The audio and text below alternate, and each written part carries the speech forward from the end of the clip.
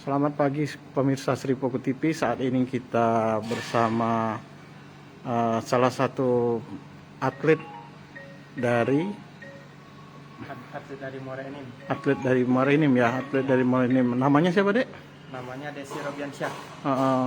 Ini yang akan mengikuti Peparnas keberapa nih? Ke-16 di Papua. Di Papua nanti ya. Ini namanya ponnya untuk penyandang disabilitas ya? Iya. Se-Indonesia. Iya.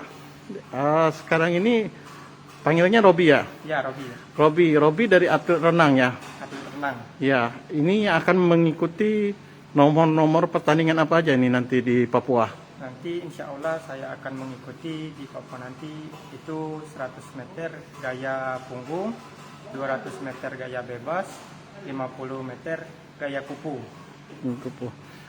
Ditargetkan untuk bisa dapat meraih medali apa ini? Yang di mana aja nih? Nanti kalau saya sudah ditargetkan untuk mendapatkan 3 emas, tapi kalau mudah-mudahan bisa menyumbang 2 medali emas. Kalau untuk melihat peta persaingan, Robi sendiri melihatnya dari atlet mana aja yang bakal menjadi rintangan lah?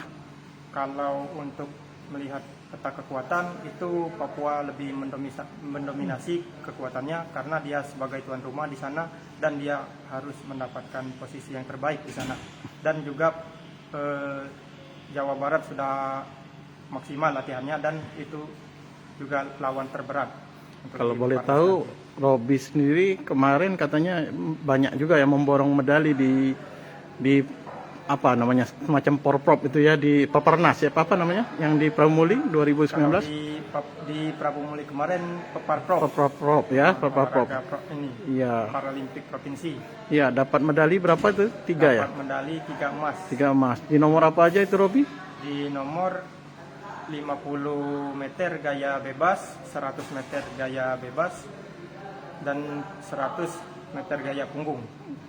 Robi sendiri selama ini di Muara Enim latihannya berapa kali dalam seminggu atau itu?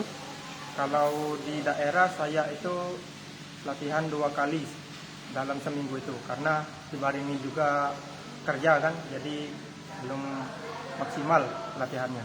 Robi sendiri kerja di mana, Robi? Saya kerja di instansi Pengadilan Negeri Muara Enim. Masih honor ya? Masih honor. Honor ya.